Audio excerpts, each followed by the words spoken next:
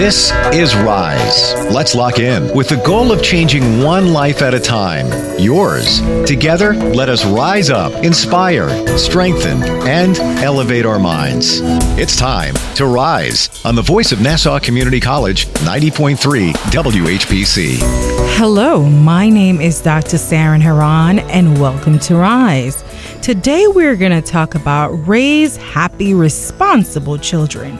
My guest today is Martha Burich, who has a master's in education. She is the author of the book, Yes, You Can Raise Happy, Responsible Children.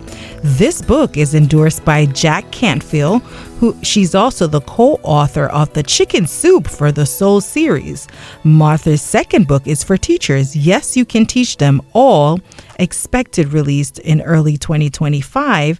She's also a child psychology professor for 10 years and a high school science teacher who's experienced in special education for 16 years. She was interviewed for the book Practical Happiness by Pamela Gail Johnson. She is a popular guest on shows, podcasts, including Living Exponentially with Eileen Tresh, which is Fearless Female with Paola Rosa, and Badass Revolution with Carol Filion, and more. Martha was the show host of Healthy Moments at BlueWaterHealthyLiving.com. One of the ways Martha contributes to the community is by going to jails and treatment centers and speaking with addicts and alcoholics. She stopped drinking over 6 years ago.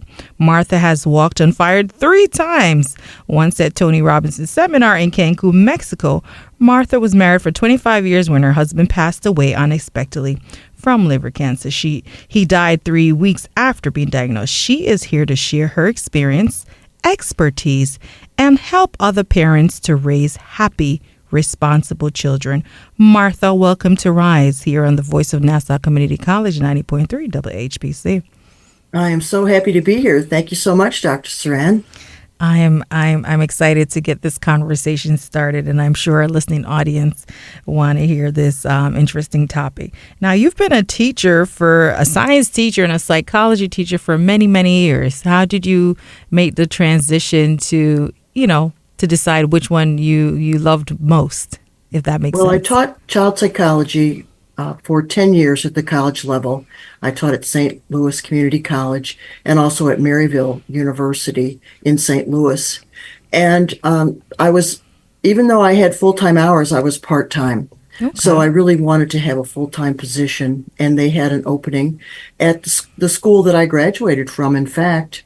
And so I made the switch to teaching high school, which was very, very, very fun and interesting.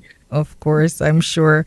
Now, how valuable was your psychology experience with children? How did that help you on the journey that you're on today? I was teaching child psychology when my son was young, so he was about 10. Right. And I would go to class and I would talk about him all the time and what we were going through. And it was just so much fun because my students were older. Mm-hmm. I taught night classes usually, and they all could relate a lot. And being in the college environment was just a whole lot of fun. And the students were so receptive. And we would do things like we would do self-esteem activities. And, one time I had some parents bring their children in. So we had like 3 or 4 little toddlers running all over the classroom. It was just so much fun. And I replaced one of my classes, I replaced a man who had been teaching child psychology for like 30 years, but he had no children. Wow. I don't even think he was married. So I replaced him because he was sick.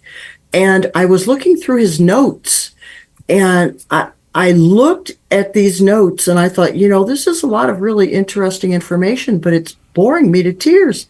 And my students said to me, we are so happy that you're the teacher now because you're so much more fun and you make it interesting. I guess you had something relatable, right? You had your own experience at home. Definitely. Now, what are some common trends that you see among children, especially, of course, we're talking about raising happy, responsible children, but what are some common trends that you came aware about once parents got involved? Well, I think these days a real problem is technology. Children are being handed technology before their brains are ready, and they're being given screens and TVs and movies before they're ready to process the information. Have you seen a typical children's movie? It is nothing but drama and negative people. I remember when I was little, 101 Dalmatians, Cruella de Vil. She was mean. She was very, very mean. And I think children are getting this idea that there are really bad people out there. And I'm not sure that we really want to send that message. And also, I'm seeing little 10-month-old babies with a screen, with a phone in their hand, and it keeps them quiet. Well, yes, it keeps them quiet because the dopamine's constantly being hit upon. We're raising a generation of addicts who must be perpetually entertained. And this is going to cause us and it already is causing us some real problems. When parents put their children in the car, they put a movie on. No. When they're little, we're supposed to be going, where's a red car? No conversation. Do you see the number 1 on a license plate? Where's the number 1? Look for the letter J. Oh my goodness. Why is that there? What color tree is that? The children aren't being made to use their brains. And why is that dog? Why do you think that dog's barking?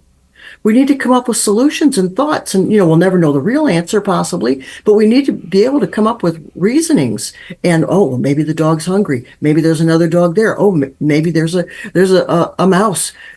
Just come up with stuff because they aren't using their brains enough. They're being passive recipients, and that does not benefit them or their families or society. They're being pretty much trained to be acquiescent and to not think for themselves. And what we really need, I believe, are people who are independent and can stand up for the underdog in our society. We need people like in the lunchroom at school. Who's the child that sits by themselves? If you are so concerned about what other people think of you, you aren't going to go over and help that child. You're going to be concerned that you're going to be an outcast like that child. Whereas a leader stands up and goes and sits with the lonely child and says, sit with me, or I'll sit with you. Would you like some company? But see, we aren't raising leaders. We're raising followers, and we have to be really careful about that. Now we're going to get into talking about parents' relationships with their children. What do you mean? What do you mean by that? And why is that important in raising happy, responsible children? Talk to me about that. As parents, we're the adults. It is our main job to be the good example. We should be the ones who are showing by our behavior the right way to behave. And we know what's best for the child to keep them safe. So because of that, the child needs to learn that the parent is the ultimate authority. When my mother or father says, do this or do that, I need to do that, or do this or don't do that. I need to follow those instructions because my parents have my best interest in heart. Whereas if we want to be their child's friend, we're way too permissive, and we allow them to do things because we think that they need more of a friendship relationship than an authority relationship. But as parents, we need to be a good example. And sometimes it's kind of hard for us. How can we tell our child, well, you shouldn't smoke, you shouldn't drink, if we're sitting there with a cigarette and a drink in our hand? Of or course, talking about people in a negative way. Definitely leading by example, as you mentioned before. And also, I want to talk about, I know we've had conversations about parents being afraid to say no. And you believe parents should have like a thick skin. Elaborate a little bit about that for me. Parents are always being judged. No matter what you do, you're wrong. Everybody thinks you're wrong. You go to the grocery store, your child doesn't act right. Everybody's looking at you. And, I remember one time my son really acted up, and I had to carry him out of the mall like this. He was kicking and screaming. And, I walked by people and they were going, she should hit that kid. Well, I do not believe that you hit children. When I make a mistake, I don't want to get hit. And I make a lot of mistakes. And basically that's what children are doing. They're making mistakes. So we are always being judged, no matter, if our child eats, if he doesn't eat, no matter what they do, if they take a toy from someone. So we have to really develop thick skins and say to people when they say things to us, say, well, I really thank you for letting me know what you think. I'll take it under advisement. Right. And still maintain that parent role. Exactly, because it's which is my important. child. It's my job to keep my child safe. And you can say whatever you want to say, but the bottom line is, it's my responsibility, and I'm the one who's responsible for it. You're not the one. I am. I'm doing the best I can. And that's another thing. Parents are so upset they think they have to do everything right the first time. Well, you know what? We're not robots. If children were raised by robots, what what kind of life would this be? No, people are human. We all make mistakes, and we're living and learning. In fact, until you die, you live and learn. So it's all really, life is a big experiment, don't you think? Every day is a big Yes, experiment. there's always something that you could definitely learn. Yes. Right. I just do the best I can every day. And some days I know better. I still can't do better. Some days I know not to eat that donut. I know not to eat it, but I can't. The donut wins. Right. So, that's kind of life. Right. Now, oftentimes we have a blame game, right? Speak Oh, to me about that when it comes to parents and children, the blame game. well, because I work with addicts, a big, big, big thing with addicts is they never want to look at themselves and say, well, this is my fault. And unfortunately, some of these parents that want to be friends, they would drink and drug with their children. I've talked to many an addict who told me their parents did drugs and alcohol with them when they were younger, 18, 19, whatever. That's still inappropriate. And so the child then, the adult child then says, well, I did drug. My parents turned me on to drugs, or I did drugs with my parents. So they blame the parent for the fact that they're addicted. Well, did the parent just put that drink in your hand this minute? No. Whatever happened yesterday has nothing to do with what you're doing today. And we always, anytime we aren't living up to our ideal of ourselves, we look for someone to scapegoat. We sure don't want to look in the mirror, because that's the place, whatever happened yesterday, we need to learn how to handle it and move on. Every time I encounter an addict at the treatment center or the jail who's constantly talking about yesterday, and this person did that to them, and blah, blah, just go on and on and on, you can pretty much guarantee that they're going to be stuck in their addiction. You were listening to Rise on the Voice of Nassau Community College 90.3 WHPC. My name is Dr. Saran Heron, and today we're talking with Martha, who has a master's in education. She has also written the book, Yes, You Can Raise Happy, Responsible Children, which is endorsed by Jack Canfield. She is the co-author of the Chicken Soup for the Soul series. She also has a second book for teachers, which will be out in 2025. She has been a child psychologist for 10 years, a high school science teacher for 16 years. Today, we're here talking about how to raise happy, responsible children. Martha also volunteers at the jail and treatment centers, and she speaks with addicts and alcoholics as she has had her own experience with her own addiction. However, with her expertise and experience, we're here to talk about how parents can help to raise happy, responsible children. Now, Martha, we've been talking, and our listeners are in tune. They're listening to our program. But what I want you to really speak to is, how could parents now today make the steps necessary so that their children are responsible and also they're happy doing so? Well, the first thing I recommend is only look at what your child does right. So let's say you're teaching your child how to tie their shoe, and they don't do it very well, but they're trying. Then that's what you need to say. Oh, I really like the way you're trying that. Look how you got the one loop over the other. You just keep trying, and I know it's going to work.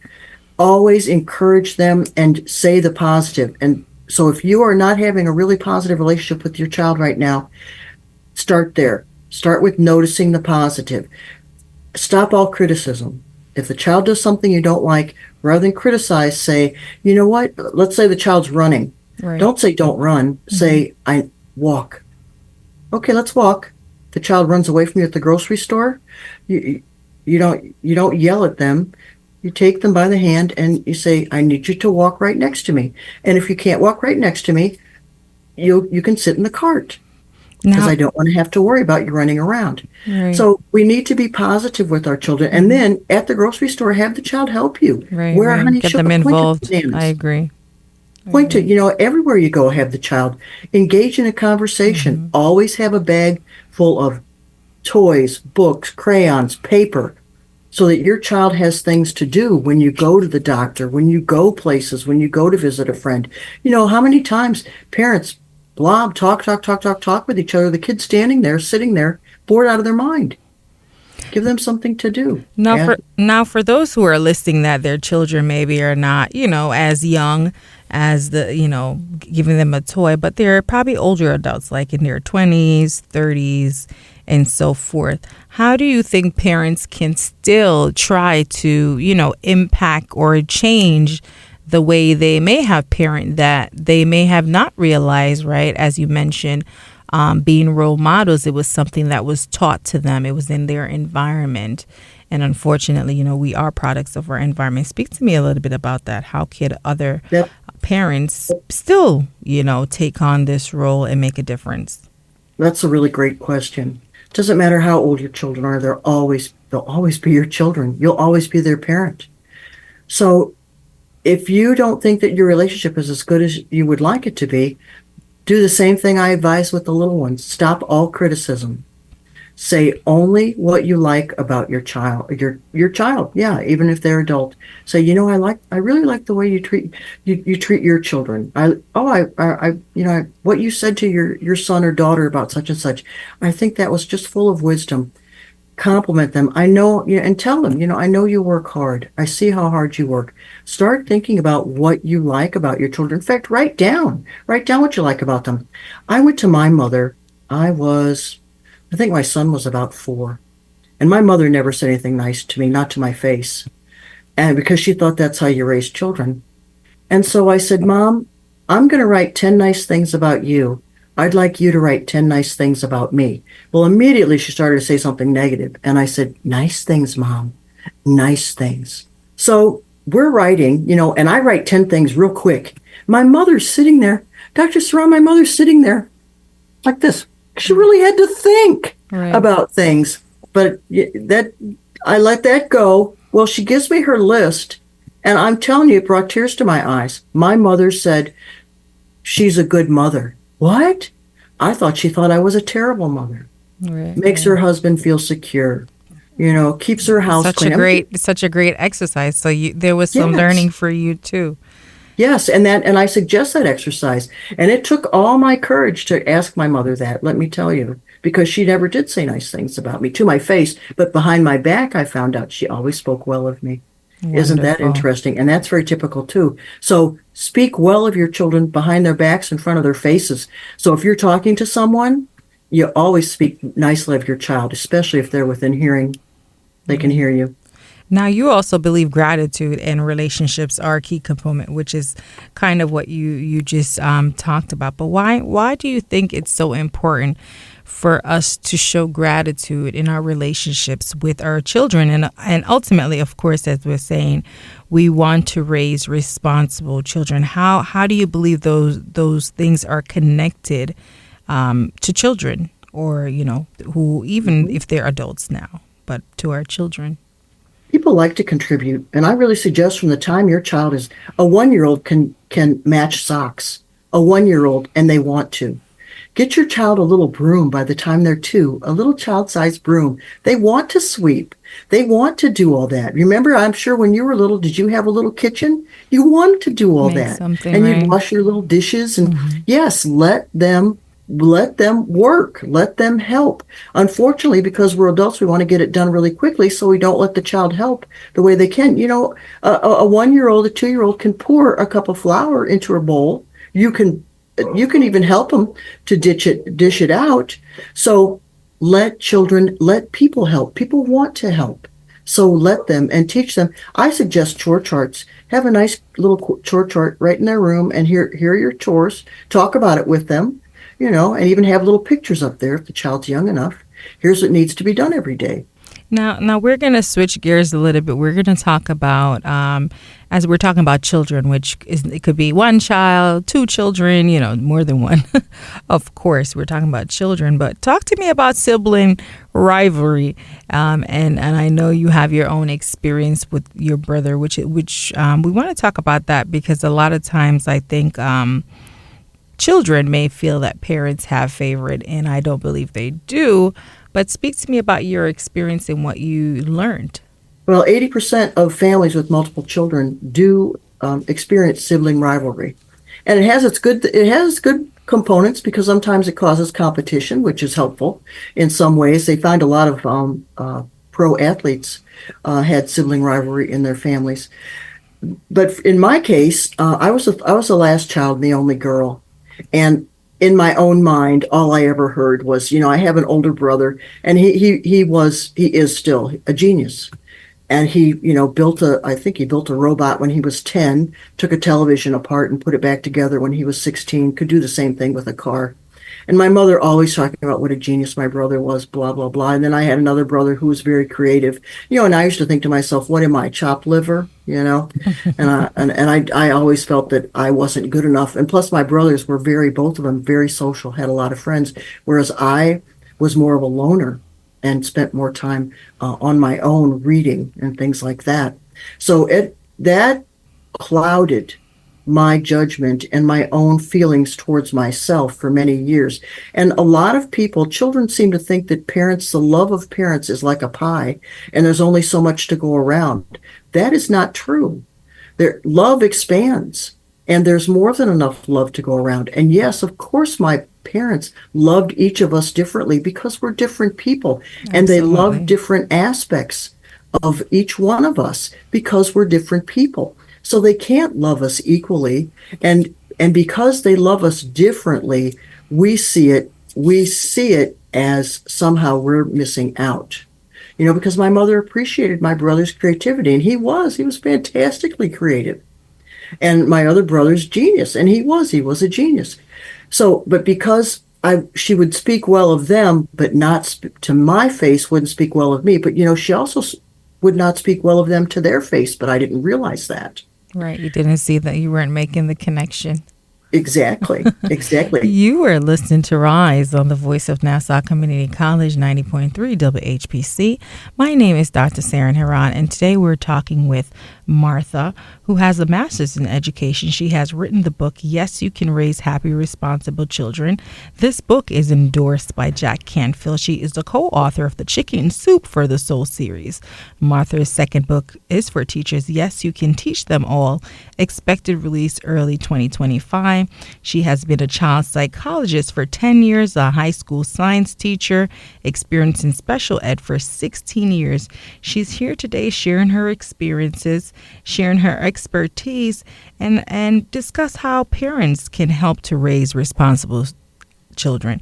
Now, Martha, as we've been talking and about parents, relationships, and different aspects of this topic, I want to talk a little bit about your book. Why did you decide to write the book, and what is the hope that our listening audience can expect for those who purchase your book? This is just a short little book, 50 pages, and it pretty much tells you if you're at the grocery store, here's what you do. If you're traveling, here's what you do. At mealtime, here's what you do. And it's just a book full of bullet points, because they are all the things that helped me. When our son was 4, he was just spoiled rotten, because I didn't know how to say no. Neither of us, his dad or I, we did not know how to say no. And we thought that somehow saying no to him meant that we weren't good parents. And I remember one time my mother-in-law even said, he'd be a good boy if he'd just accept no. Well, anytime I tried to say no, he would push, and then he would push, and I didn't want to hear him cry or scream and carry on, so I would give in. And that was my problem. But what saved me was I took parenting lessons, which I will be offering later in the month of September, and they changed my life, changed our lives. He became a happier child.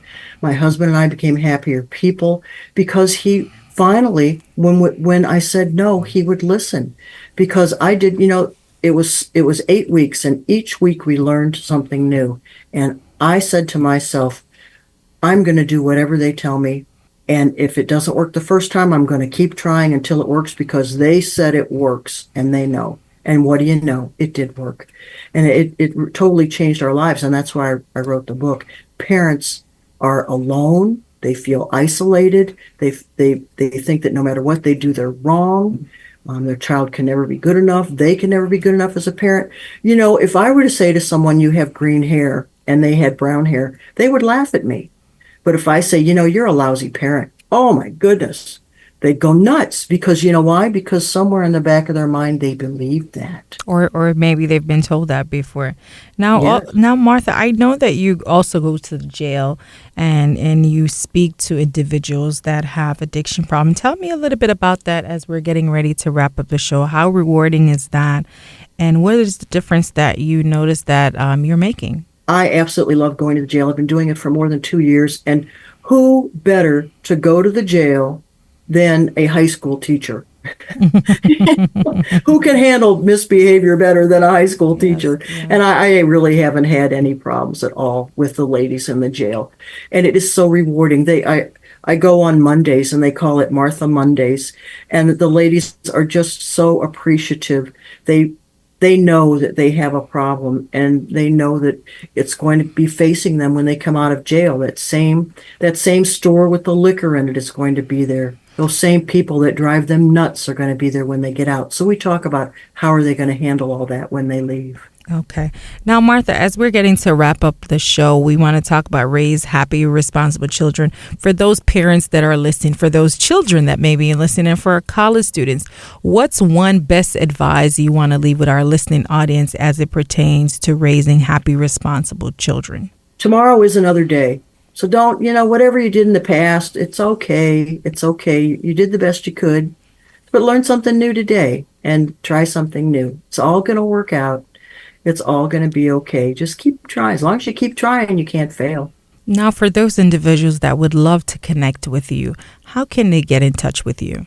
You can go to my website, marthaburich.com, and you can contact me there. I do have a free report, how to change your life now. So you can go ahead and get that, and then you'll be on my mailing list for when the book is released and also when I offer my parenting classes, and I will be giving a parenting workshop in September sometime.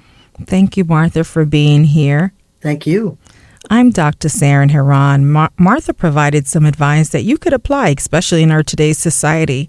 Let us go back to the beginning of our relationships with our children. You cannot fix everything, but let us learn to say no. Ensure we compliment all our children and stop yelling. Add a little bit more gratitude to our relationships with our children and nurture them. Remember, we must lead by example, and our children will watch us. Let us equip children with the necessary skills to be responsible, happy children. Blessings to you all. Thank you for listening to this week's edition of Rise, wherever you listen to podcasts, and always right here on the voice of Nassau Community College, 90.3 WHPC.